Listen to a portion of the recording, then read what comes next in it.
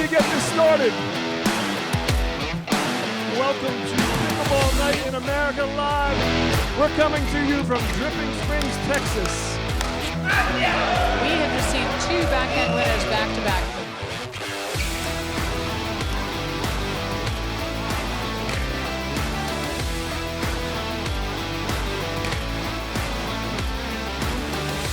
Thomas Wilson is so fast. Oh, DJ with the behind the back. Wow, just caught the back corner. Wow. Oh my goodness gracious. Wow. Wow. That was amazing. Great. Wow.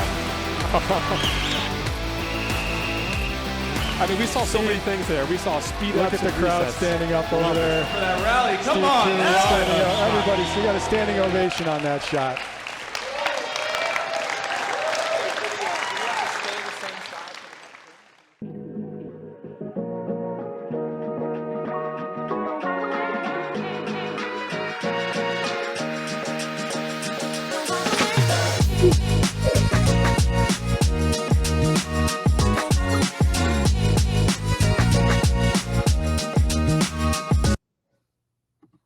What a seamless transition. Welcome to Pickleball Night in America. I'm Rob Nunnery, also known as 16, and this is Lee Whitwell, also known as 15. welcome to the MLP recap show, highlight reel show. I don't know, but we're gonna recap MLP, go over some highlights, some of the best points, best matches, best games, and talk about lots of new exciting stuff with MLP. Right. No, it was definitely a crazy roller coaster weekend. We had some breakout stars, some teams that we thought that, you know, if I was a betting woman, I would have picked on certain teams, and they fell a little short. Other teams shone through, and we had some alternates that definitely rose to the occasion and played amazing pickleball. And it was interesting because last year I don't believe there were any alternates used except Rob Cassidy came in, right? But this year I think we had 3 full-time alternates for the entire tournament, or was it more? So we had Myself, yourself, Adam Stone, Wes Gabrielson. And then So Stefan replaced Wes. And then had to be replaced. Yeah. So the guys fell like flies prior to the start of this event. The guys were dropping, and we were a little concerned because we were running out of guys, and weren't sure. Like, we almost had to cross over and give Casey Patterson a shout out and say, "Come on in, Casey, and play for us." I don't think he's ready for that. But you know, his volleyball skills will translate very well. Yeah. No. I mean, I'd like his wingspan. That's for sure. Definitely. but it did come that close with the guys. But we did manage to field a full team of guys, and I think everybody had fun. Oh, it was just like the end of MLP last year. Is everybody says it's their favorite event, and for me, by far is. I always say if I could play 8 to 10 MLPs a year, it's all I would play. It's so fun. And also there are some players heading to tournaments this weekend and next weekend, and a lot of them were saying how anticlimactic it's going to be going to a regular tournament after the energy, the buzz, the yelling, the screaming, the hugging, the tears. It's not the same. It was the same as last year because I think MLP happened, and the very following weekend was the PPA Masters out in California, and I just couldn't get up for it. I was like, this is just not nearly as fun. So I think, the format's amazing. Talking about the format, we went into rally scoring this year where we didn't have that last year. We had side out scoring games to 15 last year. Thoughts on the rally scoring format? You know, it's I do like rally scoring. It makes it very seamless, very clean, very easy to understand. So, you know, anybody watching pickleball for the first time can figure out pretty quickly what's going on. The freeze at 20. So when one team this year, when one team gets to 20, that team freezes. The other team still has rally scoring.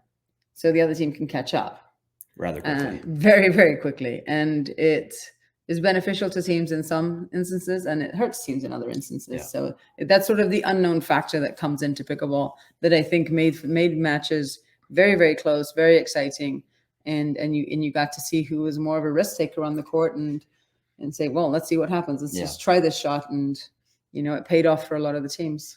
Yeah, I think purely if we're talking from a viewership perspective, and you guys know, everybody that watched at home, it was probably the most exciting thing you've ever watched, because every match, nobody's out of any match, right? If you get to 20 and you're down 20-14, as you guys well know, Thanks sadly, Twice. Teams can come back, and they start creeping to 16, 17, 18, and you get tight, and you're like, this is happening so fast. How do I stop the bleeding? Right. And also, like, in traditional scoring, a 5-point lead is huge. Massive. That's a huge deficit. A 5-point lead in rally scoring is nothing. Yeah.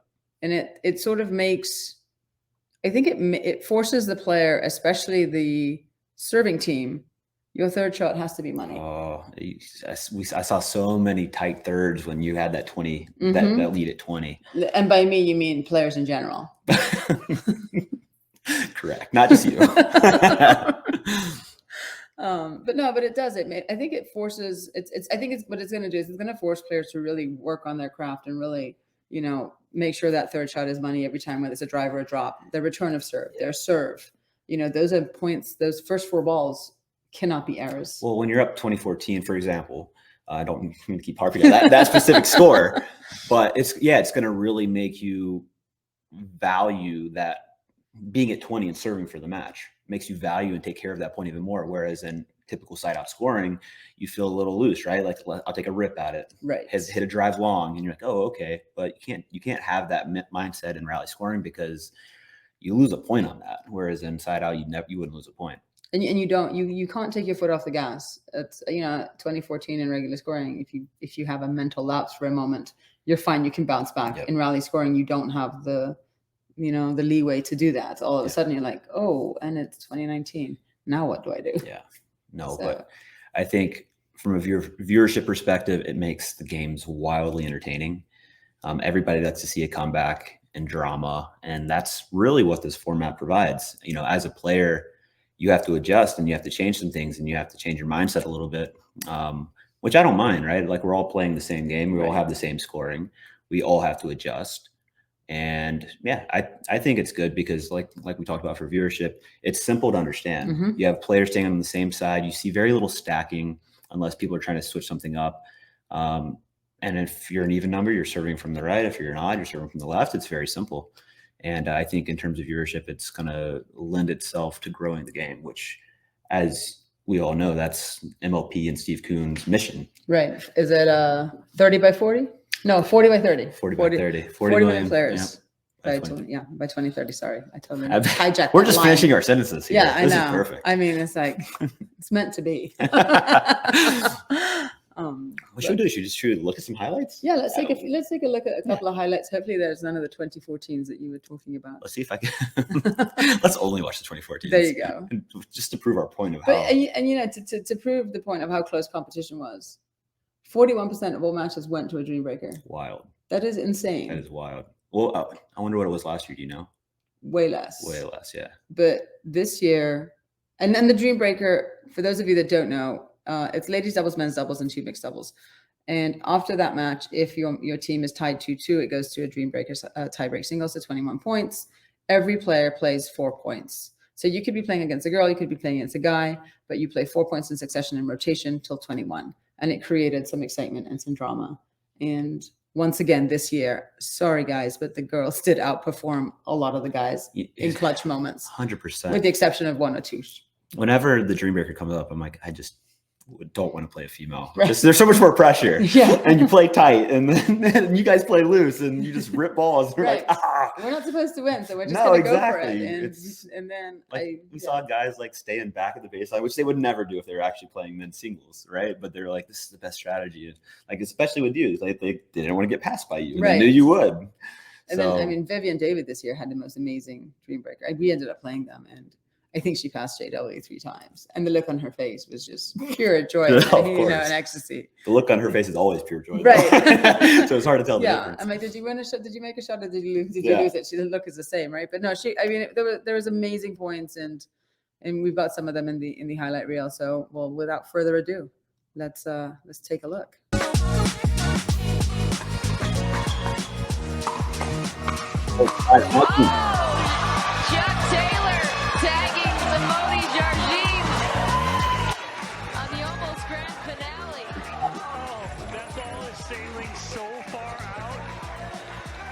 So that was a tough one. That was a tight thing.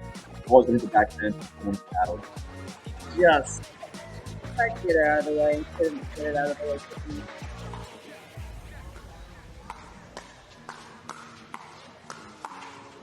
We got Bobby and Corinne and Lena. Lena was up. She went in all her matches. Lena was. Yeah, no, 8-0. 8-0. So she won all her ladies doubles and all her mixed. And then the play. Yep. So 4 matches total, and yeah, she went 2-0 in each, and epic performance, right? She's local Austin, kind of under the radar, got picked at 21, and man, she's one of the fastest improving, I think, in the game on the female side. So really cool to see her progress. Same with Paris Todd. Like she's coming along fast. Started out singles, doubles games progressing tremendously. So, and that's what this is like what I've always talked about. Like we need more like really up and coming women in this game, right? To fill out deeper draws, that kind of thing, to really get the game where we want. And it's cool to see that happening. Absolutely. And I mean, I remember Lena and Paris both even like 3-4 months ago. And not on people's radars. Right. Going, okay, that might be a routine match. And now with every month that you see them, you're like, oh my God, this improvement.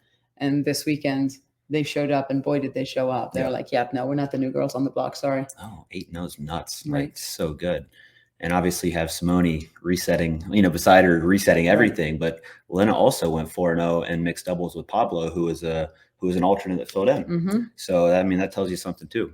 No, absolutely. It's fun to look at a tournament draw now. It's fun to look at the draft draw for MLP and see names that you may not recognize or you've heard of maybe once or twice, maybe seen them play.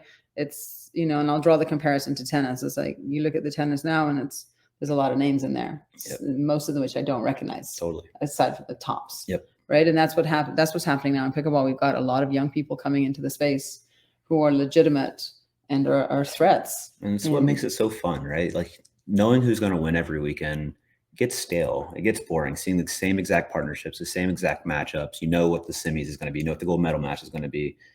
Like it's fun to watch because it's good pickleball, but at the same time, you get bored of it. Absolutely. And this format lends itself to new partners. You're going to have, we'll get into this a little bit. I don't know all the details. Maybe you know more than me, but the supplemental draft, maybe some trades going on. Like, we're going to continue to have those new partnerships because of that stuff. Right. And I think what we're trying to do at MLP is not create the same semis and same final. Totally. Event after event. We pride ourselves in the different matchups. We pride ourselves in coming up with new exciting formats. And if you look at 41% of these matches going to a dream breaker, that means that there's a lot of teams that could have won, probably should have won.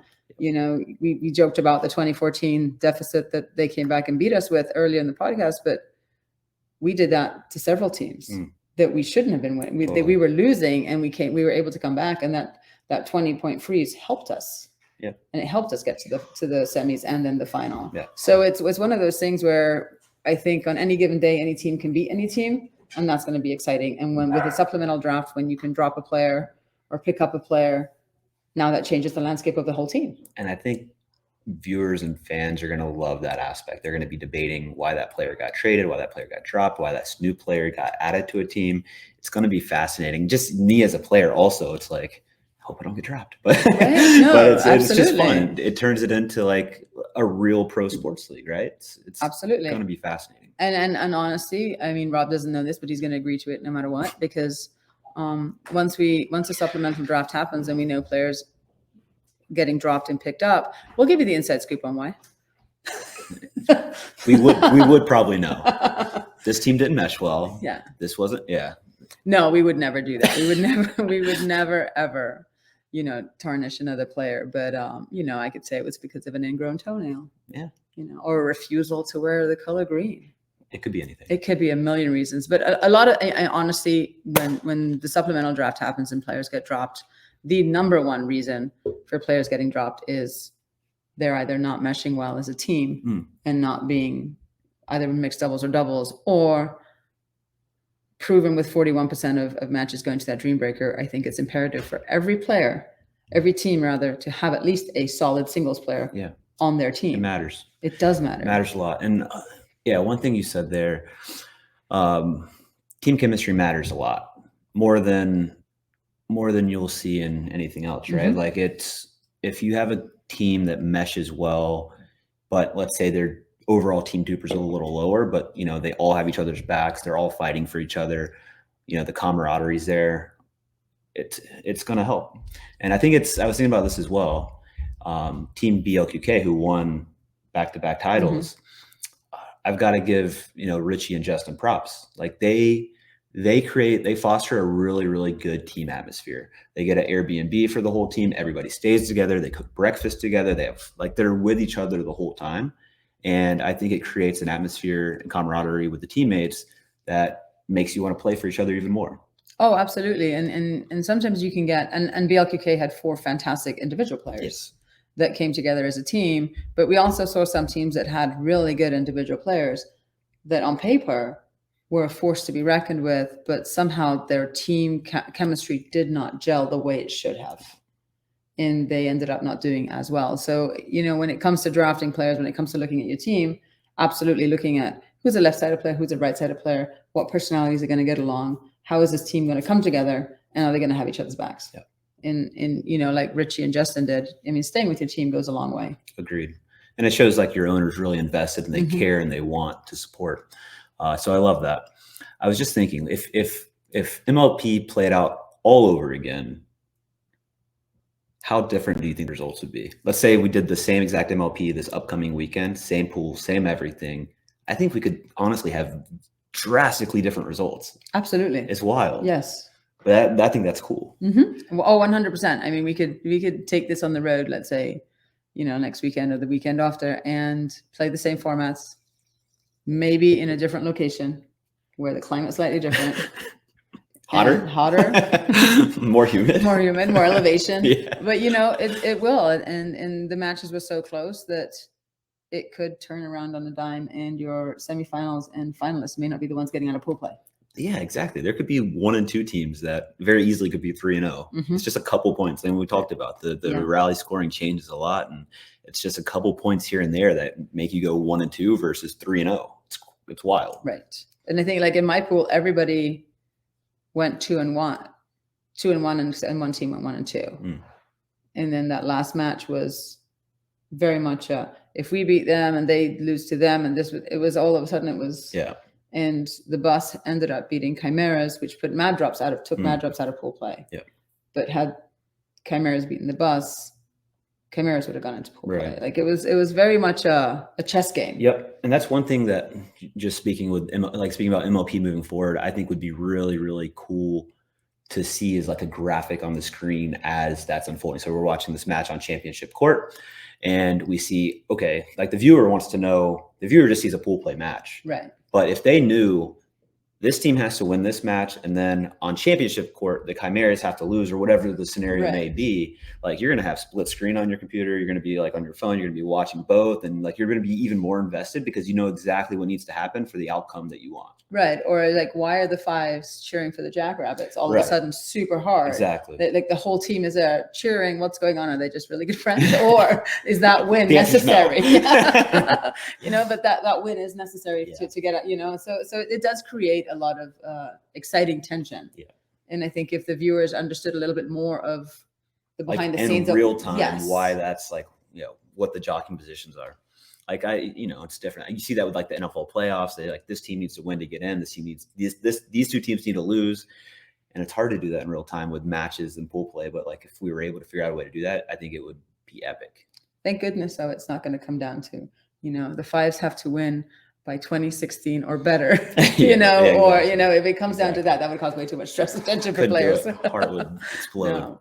But I do think we're definitely moving in the right direction as far as causing excitement for people in the stands and watching online and seeing the crazy atmosphere that goes back to pretty much any college sport. Yeah. We all come from, I would say 99% of the players that played this event come from a college sports background, a team sport. Yep. We have a couple of golfers and table tennis players, but for the most part, it's part of a team. And we're used to rowdiness. We're used to yelling and screaming, and it gets you hyped up, and it's epic. It makes you play harder because it's not just you out there. Exactly. And when you have your teammates screaming for you from the bench, it's like, and we'll see in these clips, like if you just look at the crowd, look at the teammates, like everybody's so stoked. Yes. And it's the best show in pickleball. Absolutely. There's right, nothing else like it. Back to some highlights here. Here we go.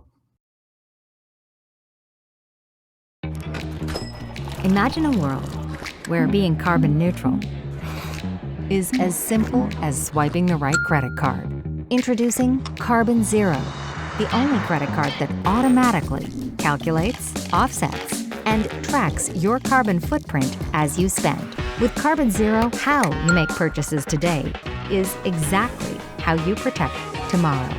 Sign up for the Carbon Zero credit card and swipe your carbon footprint goodbye.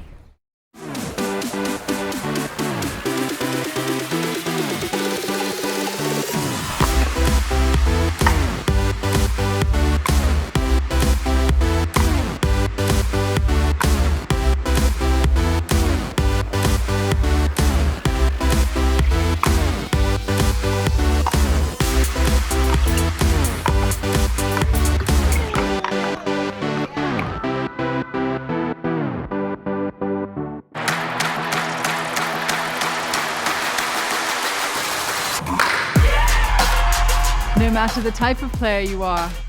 Junior, for now. No matter where you're from. אני מישראל, שלום. No matter your gender. No matter your age.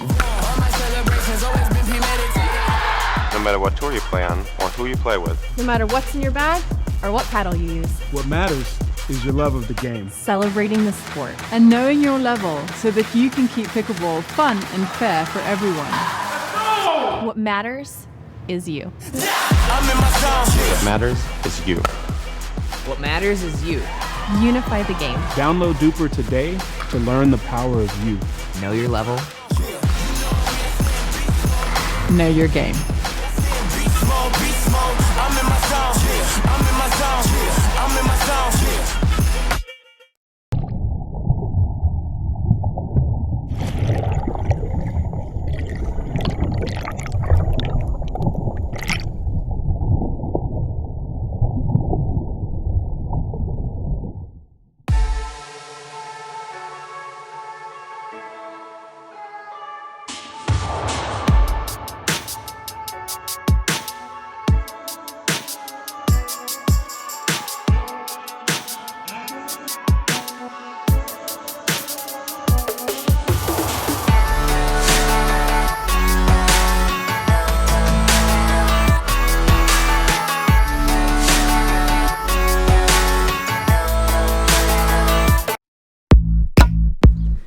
ProXR Pickleball features the game-changing handle technology proven in major sports such as the MLB and the NHL.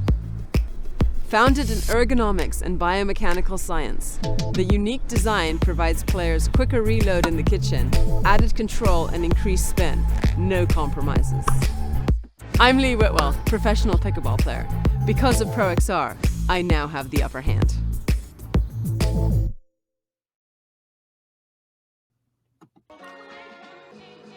Oh, and just like that, Arnold puts it away over Stratton. They hug it out. Oh, that's the hug, though. Match drops. Walk away with this match here. Arnold closes. Oh, they call it out. When Travis Arnold looks over at Wonder. This is a heartbreak show. Okay. Looks close right there. Yeah, doesn't it? Yeah. Is that the bounce right there?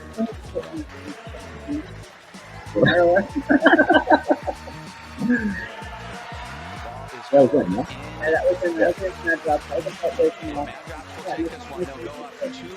That's a big upset actually for Ben and match point for the five.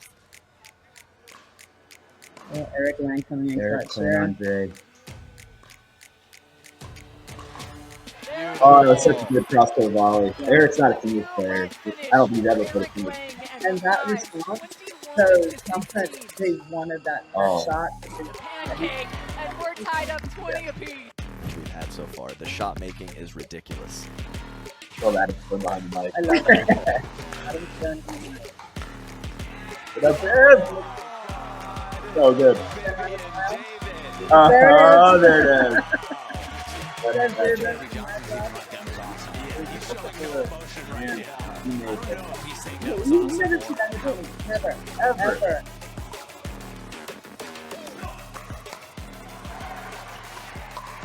Chuck Taylor has been amazing shot making.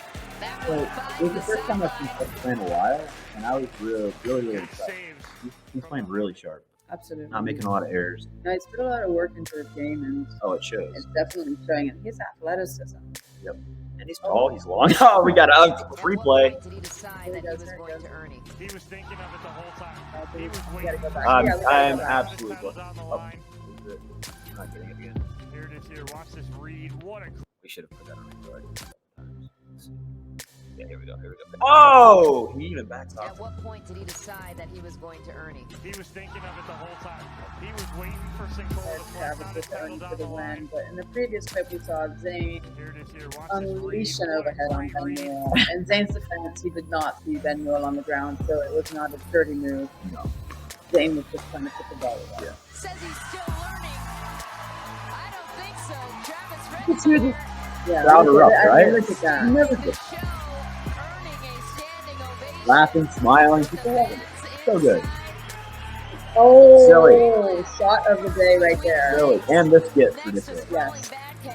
Maggie is off. the Yeah, court. Maggie's done. She's like, the point's over. I'm out of here. Oh, I know you don't want to watch it. JW. No, I really don't want to watch that one. Let me just let me scroll through that. So I yeah, won't spoil the ending for you, but it doesn't end well for one team. for you, Correct. at least it wasn't the 2014. That is true. Either of them. Either of them. But still, that hurt. So what do we want to go through all the clips, or what are you feeling? Yeah, we can. Keep cruising. We can keep cruising and keep chatting about it so long as these guys are staying engaged that have tuned in to watch us. And I mean, I'm assuming they're tuning in to watch The clips and hear us talk, or just to admire our dashing good looks. A good light here. Thanks to Gren. Producer Bryn in the house. Oh, this is the battle right now. Yes. This is very, very. I've never seen JW want to win a match. So just watching his faces was fascinating. Susanna Bart with all of the pressure. Oh, this is a classic. I don't know. Actually, it's cool. You know, in the moment, I'm glad she did this to them. But, I would not have expected Susanna to put a great 200 back in Holly. It doesn't seem like it was too far out of reach. Right. So right here, you've got Ben Newell, who's like trying to play. He's actually adding Stone's replacement because Adam was injured. She did definitely go to alongside with Olivia McMillan, who's shoot. It's a breakout star again. Super interesting too. You got two lefties playing kind of guy. So, but obviously, on the left, you're watching. The left is visually very offensive because you do not see that pattern. No, you don't. So it's a bit of a mind game because you're looking at something that Yeah. Oh, we watched it again. Take 10 seconds. Jane Holt's nice. Punching their ticket to the semifinals tomorrow morning. And I mean, look, Justin was present the entire time. He was phenomenal. He was up on his feet. I mean, all the owners were. No, Justin's great. Somebody just sitting on the bench with look at this he does. Nope, that's good, huh? Yeah, let's we go. don't like that. All right, yeah, no, Justin just be sitting on the bench with like a big 30 minutes now. I was like, this is great. Maybe trickling for the players and fans. That's what we need. And then a couple of the fans brought cowbells. Yes. That was phenomenal. Oh, great. The louder the better. What do you think? Should we be able to have noise during points? Like, I know the fives, but we had the G-Friends there, and they didn't really know football too well. And so, yeah, so they don't know pickleball super well, which anybody that doesn't know pickleball super well, they're going to come in, watch matches, say stuff at inappropriate times, like during dink battles, which they were doing. And I was sitting beside Eric Lang. I think the women were playing Simone and Lena. And Eric's like, just got to mentally be ready for this. And he's like, I love it. And he's like, I think it should be a free-for-all. I think so, because even for those that were used to watching pickleball who were there, who are pickleball addicts, there were still times where they couldn't shut up because the point was over. So they were celebrating, but then the point wasn't over because of a great reset and they're back in the point and that noise is going on. And as a player, if you let that distract you, then obviously you're not super focused, but it's easy to blame it's easy to blame the noise. Talking in the middle of the point. But I mean, the genesis for me of pickleball is it brings everybody together. It's fun, it's loud, it's exciting. And if we can provide that and not become the quiet please on deck 100% sport, then I think it's going to explode and grow even more. Agreed. And we see like MLP is already on the way to that with the fans, the crowd, the teammates, the cheering. Just wonder what it would be like if it was just a legit free-for-all. Right. During points, whatever you wanted to do, you could do it. Cowbells in the middle of team rallies, like whatever. I think it'd be awesome. It make you stay in the team rally less, right? You're like, like some of the V friends who were I think this was their first pickleball experience and they had an absolute blast. I know there was one point, I think it was against us. I'm going to say it wasn't us. It had to be somebody else because nobody on my team would have missed a dink into the bottom of the net. Never. But a dink was missed into the bottom of the net, and the V friends went nuts for your team. As they should. But it's like very highly inappropriate on a dumb mistake, right? And I know there was some issues sometimes when there were two teams playing, and so at point 11, teams switch sides. So you end up playing half the match on your opponent's side. And I know that there was issues with sometimes the opposing team talking smack, and players could hear that while the match was going on. So we had to put a stop to that, which I think that's unacceptable. If you have the other team chirping at you during points and stuff. Right. Like if you're playing, if you were playing us and you were on the court and I'm on the sideline going, yeah, Rob, come on, you can't make that shot. Like I would never do that. I'm a little surprised that happened. That's really surprising to hear that, actually. Yeah, it happened a couple of times, but I mean, the refs were on top of that right away, and we nipped that in the bud, and a lot of it was just miseducation and not knowing, and just the naivety of being at a first-time pickleball experience, right? But a lot of the comments, a lot of the trash talking that was going on was done nothing was said meanly. It was all in good spirit and fun. Totally. And Johnny Goldberg has the best lines in pickleball. He's replaced Jeff Warnick. Sorry, Jeff. Yeah, sorry, but no, I think he kept the crowd entertained. He was great. Yeah. And everybody tried to get him to support their team. Like, here's a hat, put it on. And he's only supporting whoever he's betting for. Exactly. Unless Regina's playing, and then he's reporting. He's supporting Regina, right? But no, it was great to see the fans come out there to get so involved and so invested in the success of the players and feel the loss just as much as the players did. Oh, yeah. You don't get that at a regular tournament. Everybody's getting invested. And I just wonder, like with MLP, and these are just my musings, right? I don't know how it's going to look in the future. I don't think anybody really knows what it could be 2-3 years from now. But I really like the idea of, teams signing players until they're not on that team, whether they get drafted, whether they go to free agency, whether they get dropped, whatever. Because one thing you have from last year to this year, you have BLQK winning both, right? And you have people being more fans of the players versus the team. I think it'd be really cool to have fans and viewers really become loyal to a team. And the only way you can really do that, and we're together all 3 events this year. So that's a huge start, right? Because now you can be a fan of a team, not just a player, because the team's not together just for that one event. Right.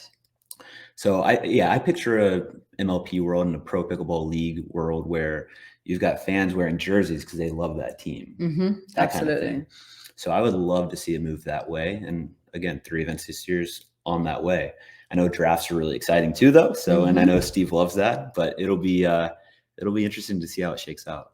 Absolutely. And for the next 2 events, the teams, for the most part, are staying together. There are going to be a few drops here and there, but the teams will be together. And then, from this event, there's quite a few email requests coming through. Where can I buy the Hard 8 swag? Where can I buy the 5 swag? Where can I buy, team swag? So that means we're heading in that direction because people are now I want to go to the Newport event. I want this. I want to wear this. So I think we're definitely heading in that direction. And that is the genesis of pickleball. We want people not only to love the players, but to love the teams they're on and really get behind it, and like at the U.S. Open, James Blake used to have J block. Yep. I was like, you know, Same. Yeah. you have V block Right, for the fives or something.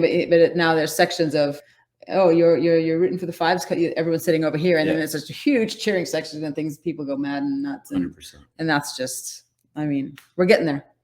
Could I take it one step further? It's a little ridiculous. Well, no, I'm not going to wear a clown suit. Maybe. Okay. Again. Again. Then I'll have a reason for missing that dink. I'm like, look what I'm wearing. It's prohibitive. I would like. It would be cool also to have teams, because this is also what builds team loyalty.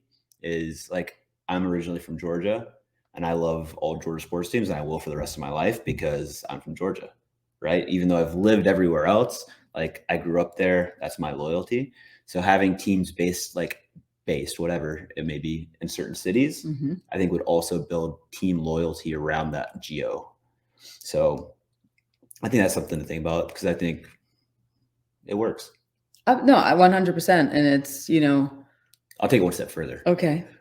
Then we build facilities and stadiums for these teams. So you basically want every team to have a home court. Correct. Stadium home court. A stadium home court. Yes. But it would need to be 2 courts. 2 courts, correct. 2 courts. And then 2 practice courts. Sure. Okay. So That's 4 courts. small That's ask, nothing. right? I mean, that's not a big ask at all. But I do get what you're saying. It's like, if you look at the college, you know, me not being American, coming to the States, playing college sports and getting caught up in the whole atmosphere of college sports, I still see people who are like, oh, a friend of mine's like, I'm going to the, Oregon State game. I'm like, why? She's like, well, I went to school there. I'm like, but you're 100. What's the relevance now? Where's the relevance? Yeah. But is that loyalty? Yeah. That they're still, it's like they're a Beaver for life. 100%. And we've got the opportunity to create that in this pickleball space. And I think, eventually that's probably where we're headed. Who knows? But to create the excitement, to create the loyalty, to create that fan base, I think that would make sense. Oh, I love it. I get so giddy just thinking about like where it's all going, because there's so many directions it could go, and it's already off to like, I think the best start it could be. Oh, 100%. And we're 8 weeks out from our next one. I know, I gotta get healthy. You've got to get healthy. It's exciting though. Very exciting. It's gonna be in Newport Beach, California. August 5th, 6th, 4th, 6th, something like that. Okay. And then we have Columbus, Ohio after that, indoors. Yes. When's that? What are those dates? October? This is going to have to be edited out because I don't remember the dates. When are the dates? We were so close to a flawless. We were very close to a flawless. Then I have to start asking hard questions. Yes. August 5th through 7th is Newport Beach, California. And then we turn around and 8 weeks later, approximately head to Columbus, Ohio. See what I did there? I said approximately without having to say the actual date. So it doesn't, they don't know that I don't know the date. Brilliant. And actually talking about like having your home court. So the bus team, we're going to their neck of the woods, right? Absolutely. Going to Columbus, Ohio. That's where they're based. That's where the owners are from. And I guess who's in Newport? I know Richie and Justin Watson are from Southern California. Correct. So might be a little bit of their home court advantage. So it's kind of happening. And Mad Drops, I wonder where their home court is. Where's Mad Drops? Oh, right here. Right here. Rich's Rainwater. Boom. Is Mad Drops. So they'll be right here in Dripping Springs, Texas. Love it. We've already done that, so yeah, they're done. They don't get any more. They don't get no more. No more home court. Yeah, you're done. Yeah, they're done. Sorry, Viv. All right, let's pop into some more clips because we're cruising. We're almost to the finals. I know. Alert. Yeah, okay. Pickleballers. It's hard to see on this camera, but the way that ball kicks out and the amount of spin that Zane Navratil is able to put on his third point of the game. I also love pickleball. Oh, he's great. And in the semifinals, $86 was the Nodonski for the etiquette. In full play, ACX actually beat. And in the semifinals, It wasn't 2-1. They lost Gotta give Rafa credit there. He's great in the team atmosphere as well. I think a lot of energy, good teammate, fights hard, and he's playing much better. He has been on a meteoric rise in the last 6 to 8 weeks. It's an interesting too because he's played for a long time, right? So it hasn't been that steady ascent. It's been, okay results, great results here and there, and then boom. Yeah, and now I'm here. Yeah, it's and I think the ball also helps with game. The Franklin ball is very suited to his game. So soft the ball, he can get that ball. Yeah, keep it in. It's a lovely around get it in. Kept it low. There's a man in the background. Appreciate that from Navratil and Hewitt. Got him right in the leg. Going to him too much.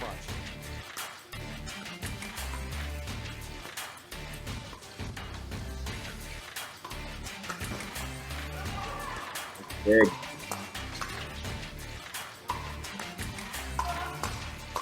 What a rally! 15-20. This is unbelievable. So this is after one of those balls away. Hewitt dug out. and I tell you, lots of energy and enthusiasm brought out a Reno animated pickleball history. Like, he Yeah, was that's animated very on court, true. That's but very he really hyped up and got just as animated as Rafa did. Honestly, it's mostly. Should we put that on again, replay? I feel like it's just making me one of my $100,000 at least in the last to year. the winning I mean, My goodness, what a not a lot. battle. No. But you know what? I mean, they fought hard. They took risks at the right time. They did. They did a phenomenal job, and They earned it. They earned it. It was not a blowout by any means. The No. matches were close, and it was on any given Sunday. It could have been anyone's game. And honestly, it was a 3-0, right? Yes, But it didn't feel like that. It did not feel like It felt like it was a dream breaker almost. Like Right. that's how much tension was in the building through every match. Right, and I think there was a lot riding on every single match. There was Yeah. no guaranteed match but I think that was all weekend. There was no guaranteed match that any lineup was going to win. It's wild, actually, isn't And, it? it's like, I know we can win the women's doubles. Okay, but if we win the men's, we got to win one mix. And then the other thing that I think maybe the viewers don't know is one of the at the very beginning of every match, there's a coin flip, Mhm. and you get to choose home or away. Yep. Serve, side, receive. Home means you get to let your opposing team know if you want to see their mixed lineup first, or do you want to see their singles lineup first? Which means that you have to guarantee if you think you can only win 2 matches and it's going to go to a dream breaker, you want to see their singles Yeah. lineup because you want to see who they're putting 1 through 4 so Totally. you can match up accordingly. Yep. If you think you can take both mixed and pull out 3 wins, grabbing one of the genders, you want to see mixed first, right? Right. So you can have your best matchup go against, what they have. Right. So There's a lot of strategy and Mm-hmm. gameplay to it, and that's what Steve's kind of really designed it for, to make it how it actually turned out, with 41% going to dream breakers. Right. And it would be interesting to look back on the matches that went to dream breakers on who won the toss and what their pick was. Mm-hmm.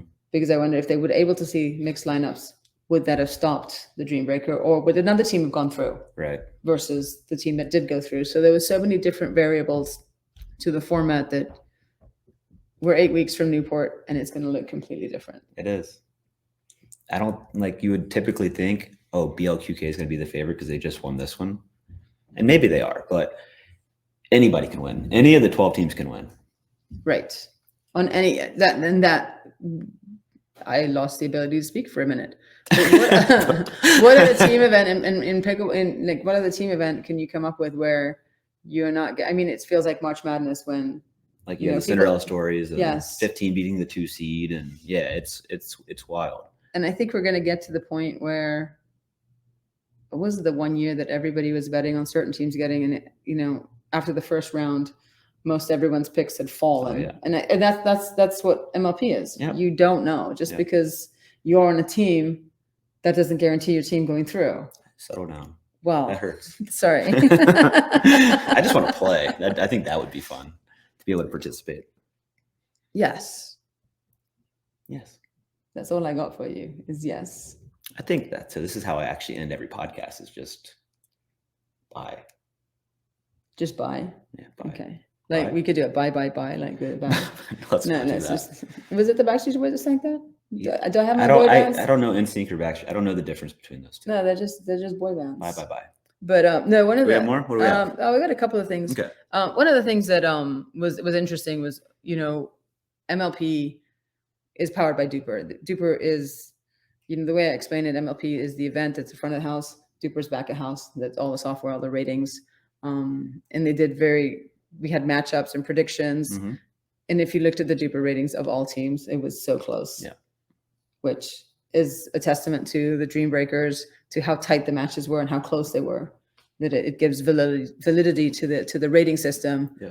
And with DUPR, I don't think there's any question anymore. Like, this is one thing I've been talking to people about. It's like, because I live in Maui now, and there's a Maui Facebook group, and when people often come to visit and they're looking for people to play with, like when people are talking in those Facebook groups now, they're referencing what their DUPR is versus what their typical rating is. Right.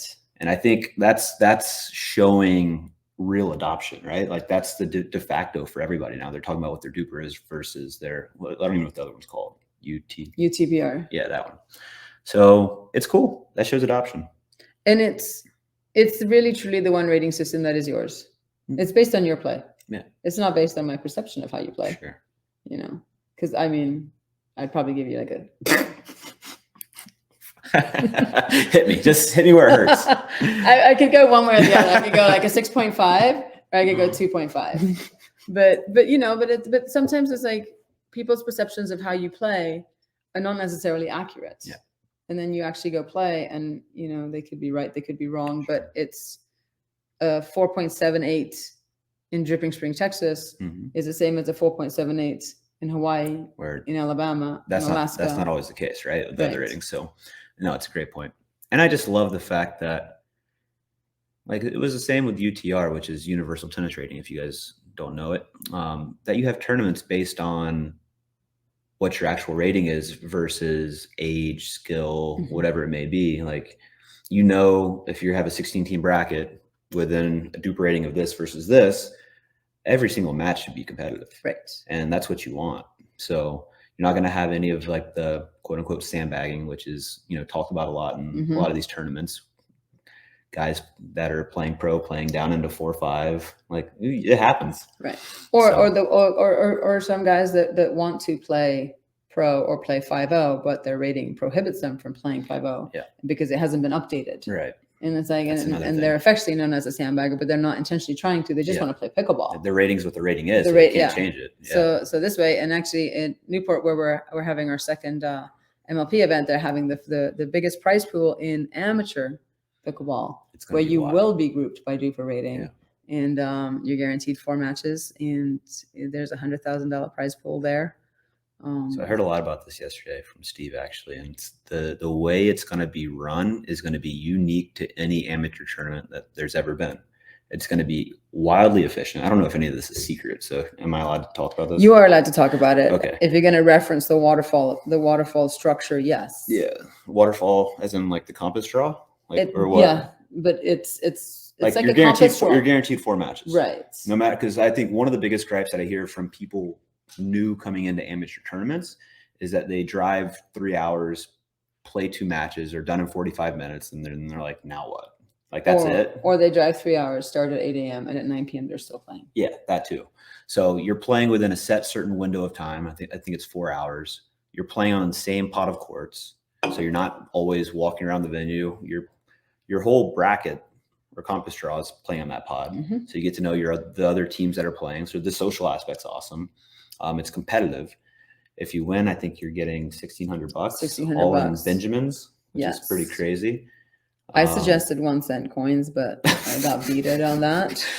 Shipping that there would be quite cost prohibitive. But your 4 matches will be played in a 4-hour bracket. How epic is that? It's a half-day commitment. Yeah, and it's like, okay, you want to play on Saturday, but you have something to do at 2 p.m.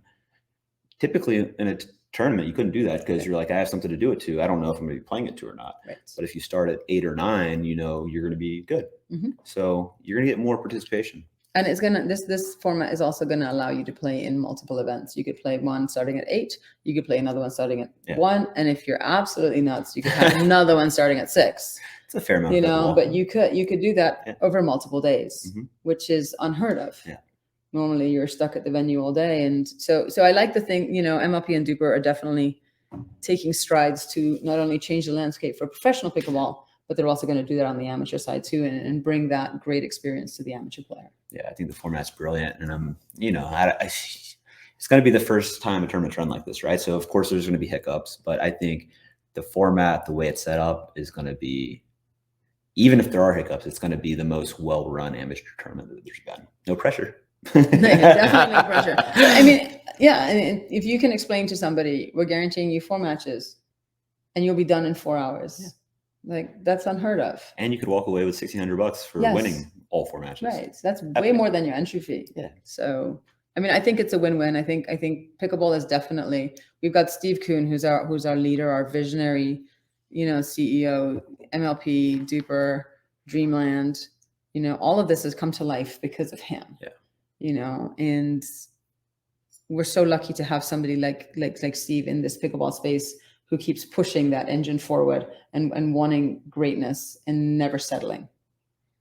And honestly, to test stuff that goes against the grain of what people want, or they don't think they want. Right. Rally scoring, right? Well, like you saw rally scoring, there's so many comments at the beginning of MLP, like, oh, this is terrible. Why are we doing it like this? By the end, everybody was like, this is the best thing ever. Right. That's a risk for MLP to take, right? Well, and yes, it's a huge risk, but imagine this. Imagine when pickleball was created, it was started with rally scoring. Everybody understood rally scoring. And then, MLP comes along and they're like, hey, we have this new scoring system that allows you to score on serve only. You can do, nobody would adopt that from going from rally scoring. Rally scoring is easy to understand because we've all come from the other scoring, and so ingrained. It's so ingrained, and we all get it. But you and I both teach, and what's the hardest thing to teach anybody in pickleball? It's wild. Yeah. It takes multiple lessons. I mean, you can get them playing the game very, very quickly, understanding the scoring. To understand why you started at 0-0-2 blows people's minds. Right. They're like, why am I the second server? Right. But I have the first server band on. Right. So, yeah. And I mean, we've got somebody like Steve who's not afraid to take risks, who's not afraid to make the sport more exciting. And I love the fact that we get to be on this journey with him. Who knows what he's going to dream up next, but I know it'll be fun. I know it'll be worth it. And I know we'll all take the risk alongside with him. Yeah. And not anybody else that I know that is more passionate and has more love for the game. And I think it comes through in everything he builds in pickleball. So absolutely. Definitely. So Steve, hats off to you. Yes, we sir. thank you. We appreciate you. We love you. That a wrap? And we should just say bye. Okay. Bye. See ya. Bye. See ya. ProXR Pickleball features the game-changing handle technology proven in major sports such as the MLB and the NHL. Founded in ergonomics and biomechanical science, the unique design provides players quicker reload in the kitchen, added control and increased spin, no compromises. I'm Lee Whitwell, professional pickleball player. Because of ProXR, I now have the upper hand.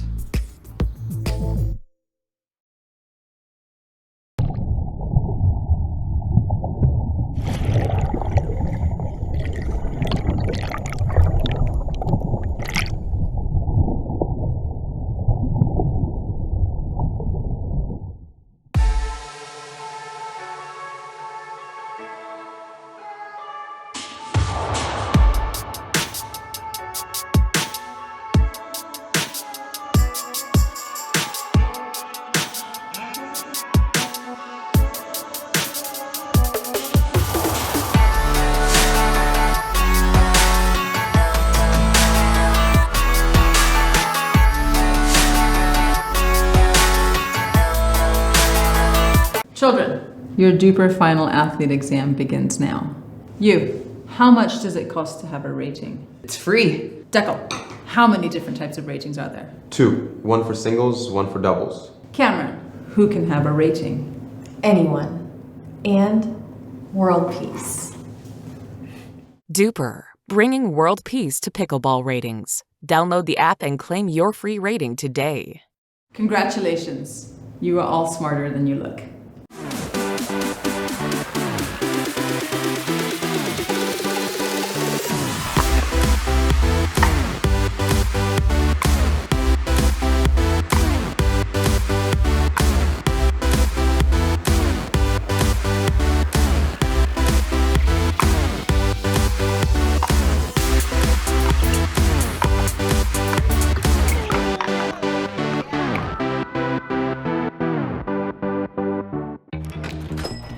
Imagine a world where being carbon neutral is as simple as swiping the right credit card. Introducing Carbon Zero, the only credit card that automatically calculates, offsets, and tracks your carbon footprint as you spend. With Carbon Zero, how you make purchases today is exactly how you protect tomorrow. Sign up for the Carbon Zero credit card and swipe your carbon footprint goodbye.